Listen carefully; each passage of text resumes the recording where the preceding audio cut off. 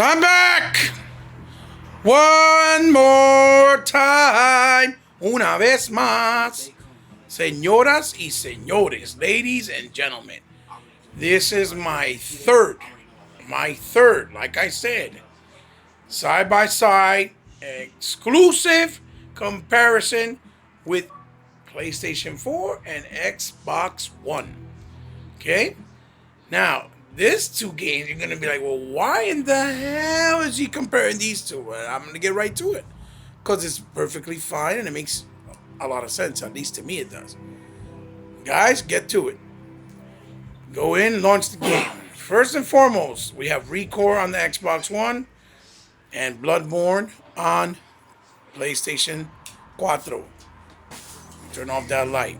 Now, in real time, I'm showing you side by side each game. Now, the reason why I picked these games is, one, they're exclusive respectively to each other's console, and two, they are they're both very niche type games in style, in gameplay, and with old school feel. Bloodborne is a very older style game as far as difficulty. And getting your stress level very high. And then Recore is very platform heavy, action heavy, old school precision gameplay style.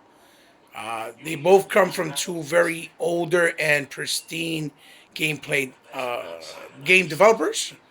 One is from Software, the other is from Kinji Fune, which is the creator of Mega Man, and the guys who created Metroid Prime. Now, the other reason why I wanted to point it out is Bloodborne is a very high quality AAA title, okay? But once again, it's based off the Renaissance era. You're going to realize and see that this game is, again, very pretty to look at, but it's mainly in the nighttime and very dusk and misty type of rainy time, okay? As opposed to the Recore that it's very bright, very luminescent. Everything's, the details stand out very vividly, even though the game is running on a cheaper engine, which is a Unity-based engine, which is created for indie games specifically, but Microsoft still treated it as a AAA title. It is a budget title, though, because it is only $40. Bloodborne now, at this date and time, is about $20, but when it first came out, it was a $65 title. And my argument, again, with this is that people try to imply that the Xbox One does not have quality graphics. All the Xbox One games that are exclusive, as far as I've always seen, always have very beautiful colors, nicely lit, nicely bright and lit, and they have details and beautiful attention to detail, even though it's in the daytime or even though it's in nighttime or in dusk. A lot of the PlayStation 4 games look very good, mainly in nighttime. And when they're in dusk, they look still pretty fairly decent. And then in the daytime, they look a lot more muddy or pastel, if you will, kind of an orangey look. This is another example.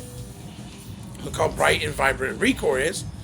And on the right, you see how dark, let me see if I can turn off this flashlight, how dark and kind of misty right now. It looks almost like a white Vaseline blanket, but I think it's the effect to make it look like there's smoke around and he's waking up, so his eyes are kind of gunky, I guess.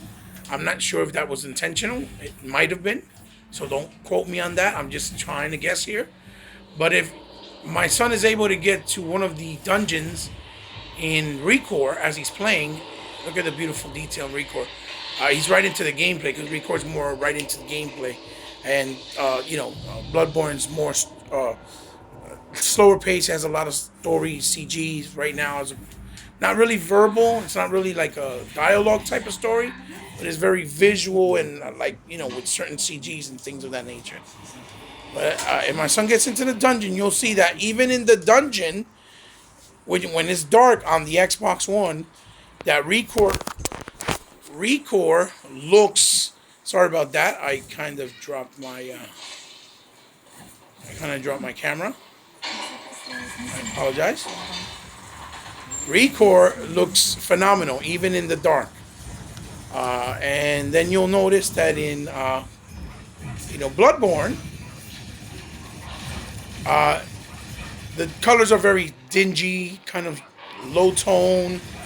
Again, it could be because it's the Renaissance era, but a lot of their games are like this. This effect comes with a lot of their games. It's not just Bloodborne. The Order's the same way. It's supposed to take place almost in the same era. Even Uncharted starts off when it's raining and they're on a boat. Ratchet and Clank starts off where he's trying to fix his boat, or his plane rather, and it's dark, and the only cast of lighting makes it look really good. See, as you can see in Recore, he's in the dungeon, and it still looks really awesome. You can see the mist from the desert as he walks. The lighting is really good. I'm trying to see if I can zoom this in maybe a little bit. There you go. Let's see, in Bloodborne, he's waking up. He deliberately died. You see, it looks like it's supposed to be like a daytime scene, but in reality, if I get closer, you see it's more of a dusk. There's not really a lot of animation. You don't see no flowers moving. You don't see anything really going on as far as fucking details. It's just static. It's all drawn there. In other words, it's drawn to make it look good. On Recore, it's kind of the same deal, but we have animations with the animal that's your companion, which is a robot dog named Mac that you find now, as you see here. They have cores inside of them that power them up. There's animation within her as she walks with her equipment. She's trying to figure out why she's there. She's, in this planet that's all full of sand, and all the life forms seem to be robotic, creature-like things with cores in the middle that are identified by different colors. Recore is very colorful in his own right as well. Bloodborne we're still reading dialogue over here. Of the story, because the story is based off a lot of dialogue and dialect, I guess, or dialect. I don't even know if I'm pronouncing that right. We have a little CG cutscene again. There's a lot of things going on. Unique games in their own right. They're both very good games. I'm not going to say that I don't like Bloodborne. I'm going to be very honest, because I don't like the slow-paced game mechanics. I cannot stand that. I hate feeling like I'm walking like an old man. I can't do that, because it's more based on cover, dodge and attack. And both of these games have a lot in common too, in the sense that they both are grinding games, what you call grinding games. You have to grind on them in order to get further in and find everything and level up and get all your weapons leveled up and find everything you need to finish each game respectively. So that's another area where they have a lot of similarities. So even though they're different games in their own right, they are definitely very similar in the sense of gameplay style, because they have their own unique style. They're very old school, and they're grinding type of games. Like I said, difference being Recore always has a lot of nice, unique coloring going on. And in Bloodborne, even if I get close, like I said, look, everything's very orange, low-level colors, a lot of detail, but everything looks pretty much the same, and it's all static, doesn't really move. Not really no animation. In Recore, if you go, it's a lot of colors. You see a lot of blues, highlights, a lot of everything. And this comes from the fact that I feel, like I've said many times, that a lot of the Xbox One games have a better picture quality and color palette than PlayStation 4 games. And a lot of people want to argue this with me, and that's fine. But I know because now I've had them both in front of me, but I've played them before in the past, and that's why I also knew. Plus, I have them on the same TV, that are the same settings, in the same panel. There's no cheating here. There's no bullshit. It's all in real time. So I hope you like, this comparison and understand what I'm trying to do here. I'm not trying to troll. I'm trying to expose the right message and misunderstanding, because perception is everything. A lot of people think that the Xbox One console is an incapable console, that it's 50% less powerful than the PlayStation 4, that it doesn't have games of the highest quality or even higher than the PS4, when in reality I feel the total opposite. I feel they have higher quality games because their games are mostly multiplayer heavy as well, have cooperative features, and have better picture quality, better colored, better lighting, daytime sequences, nighttime sequences, and things of that nature, as opposed to the PS4 has a lot of single player experiences and not really something you can play with friends and enjoy unless they're multiplats. Although I do believe this game, Bloodborne, has a co-op challenge mode where you can play some parts that's supposed to be kind of what you would do in the campaign with another person. I'm not sure. I could be wrong. Like I said, I'm not really sure 100%, but I believe so. And you see again, there's like a couple NPCs on the screen. Very hard game. You keep dying. Recore is the same way. If you platform, you tend to die a lot too. So you see she's going back outside. And, she's fighting again. It's a very fast-paced game for what it is. It's fun. It gets a little repetitive and boring if you're not finding the cores earlier on. I will admit that. I got to give you a heads up for those who haven't played it, because if you miss out and wait till the very end and you're about to you're about to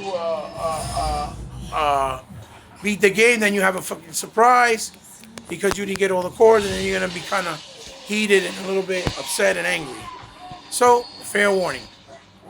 Look at that. Look at the quality. And this is a Unity engine. Like I said, it's very pretty, very nice, very colorful. About to fight a master. And there you go with Bloodborne. Bloodborne is very nice looking. Like I said, but static-wise. Not a lot going on. It's, and the size of the characters tend to be smaller, too, on a lot of the PlayStation games. Not always, but sometimes. I think in this case, it's bigger on Bloodborne. So I'm going to pause again, and then we'll come up with one more game, and we'll go from there. I hope you understood what I did, and I hope you like it. You look better than that. Ladies and gentlemen, here is the fourth round. The fourth round. Sunset Overdrive against infamous Second Son. Let's get to it. Let's press start and let's get it rocking. Now, why I picked these two games? Simple. They're both open world. They're both single player in the main campaign, and the protagonist is a guy for both games. Difference is, in Sunset Overdrive, you have the option to be Chinese, Puerto Rican, big, fat, wrestler, girl, a transvestite, whatever you want to do. It just gives you that kind of option. Infamous is a continuing story in the Infamous universe. You can even pick your hair, as you see over there, being retarded. Just stay the way you are and press start. It will never happen, or it never arrived, I guess. Waiting for the loading here. Now, again, one more fucking time. Damn, Wacky, I can't wait to see the look in your face. Dorian, this bud's for you, buddy. Once again, look at Infamous. Again, daytime scene are orange and pastel. When we get into Sunset Overdrive, you're going to see the difference. How it looks. It's nice, brightly lit, colorful. Look like you're in the freaking carnival. Both of these guys actually can grind on certain types of railings. Difference is, in Sunset, you get powers with your weapons. And Sunset has a really cool story. Infamous story is not too shabby either. I'm not gonna say that. It's got some cool mechanics where you could use the 6-axis on the controller and the touchpad, where you kind of act like if you're spray painting. You get spraying. What the hell's wrong with me? Look, Sunset Overdrive starts in the nighttime. I forgot that he's like doing janitor work or janitorial work for some rave party, and they're drinking this drink called Super Nitrous or something like that. I forget the name of it. And Overdrive rather, and it's turning people into like mutants basically. So now you got to try to run away, and I know it's ultra unrealistic because he's got sneakers that give him the ability to be able to hop and jump and grind on wires, on cables, bounce on canopies. As you see here on Infamous, he's spray painting face on the billboard where it's supposed to be making fun, I believe, of the candidates that are voting on Infamous. I believe that's what he's doing. His brother catches him. He gets pissed off. Tells him, "What the hell are you doing?" Some other stuff happens. Infamous is trying to be like more story driven. Like I said, look, let's go here. You see all the colors, all the lighting, all the neon that's going on here in Sunset Overdrive. Very fun game, very action packed. We got Infamous. It's more slow paced, more story driven. They show a nice little shot of him admiring his graffiti work, if you will. As you see, look, it has details in the game, but again, they're all static. In Sunset, there's a lot of detail, but it's not static. It's a lot of animation. There's a lot of particle effects, a lot of explosions with different symbols of words coming out, being comical almost, like a cartoon. Look at this gun he has. It looks like like a big penis with a pair of balls. It's called the Flame Compressor. It has a lot of dark and gritty humor. Infamous, as you can see, is going for the typical Sony style, like always, doing heavy mocapping for people. They spend more money mocapping than they actually spend on actually creating games that are more action-based or things like that, I feel. They try to always go for a more photorealistic look instead of a more, artistic and fun style like you see here in Sunset Overdrive. Look at this. Look at this thing. You gotta fight that mother. Over here, you're speaking to your grandma. You're kind of like trying to get away with not getting in trouble. They try to give you a Native American style story. I believe they're Native American. Sunset Overdrive, you're already killing stuff. You're trying to fight for your life. Look at that. Oh my God, his breath smells terrible. I can smell it from here. Again, not to be funny, look, the colors on the PlayStation 4's Infamous. They're more pastel. They're more, low kick, as you can see. Everything, again, is detailed, but static. It's all drawn. There's nothing there. You can't break anything. You can't do anything. It goes for photorealistic shots as opposed to Sunset Overdrive. You have a bunch of things going on. Animations in the trees, flow, the cars explode, lighting. It's very beautiful to look at. Very fun game. Feels very arcade style. Feels like a video game, in other words. Here you go. Side by side. They're both running. You finally get to do something in Infamous because you had to wait all that time. He's finally trying to platform his way to the other side of the bridge. While in Infamous and while in Sunset Overdrive, you're about to get killed already by these bunch of zombies, and you're trying to figure it out. And he looks stressed. He still has a level of photorealism in Sunset Overdrive, but it's more like a cel shaded style. Now you go see Microsoft Studios, got a fun and pop type of feel. Somnia Games. Here goes Infamous. Very different style, I must say.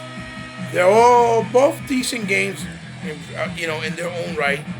I just would recommend Sunset Overdrive better for the fact that it's more unique. It's different, has a different flair and style, and Infamous feels very familiar to the other ones, just with a teenager involved as opposed to an older dude with bald head.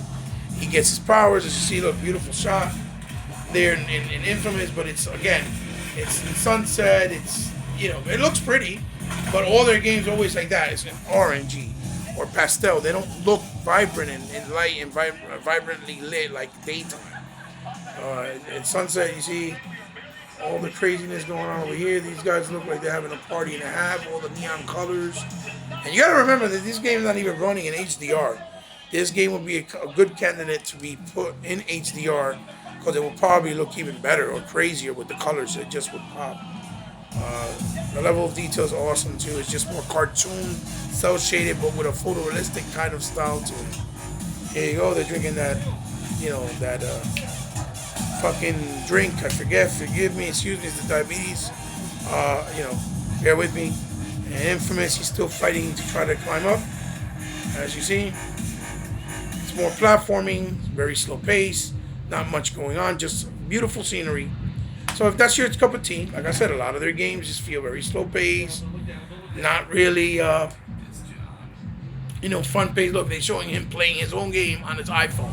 How cool is that? That's Insomniacs for you, though. They just have that type of style because Ratchet and Clank is a very fun game, and we're gonna try to do comparisons with that too. Although there's not really a big platformer on Xbox, so I'm gonna figure out what to put it against. I gotta figure that out. I don't know yet. Again, serious scenery here with his brother.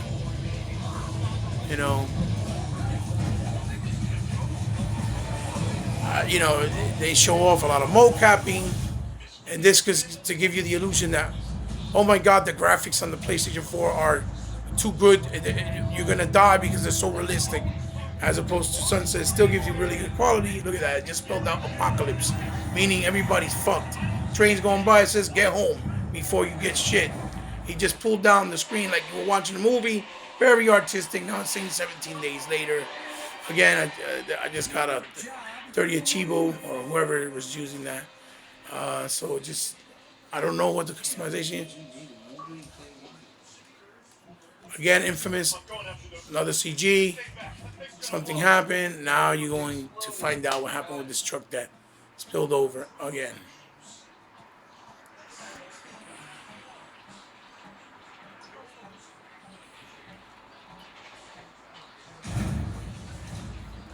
So,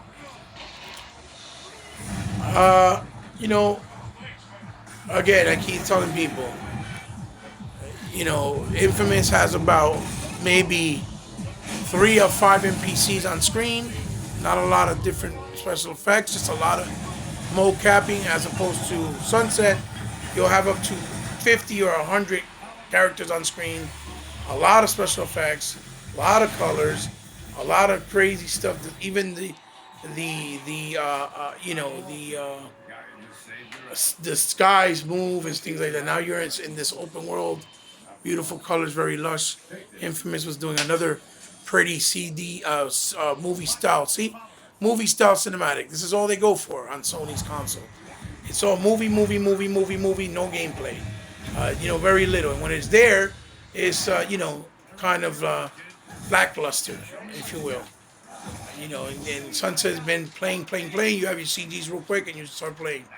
You see everything's on fire. Again, a lot of orange. Ooh, pretty. It makes it look realistic. And Sunset has a lot of fun colors, very brightly lit. So again, 50% power, I don't think so.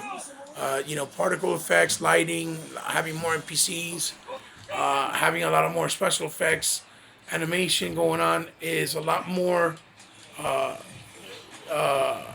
harkening, if you will, on the hardware, and it takes a lot more. It makes a lot more strenuous work to the hardware as opposed to having static imagery that looks pretty, that doesn't really move, has no animation, doesn't really have nothing going on but fire, and the same kind of color.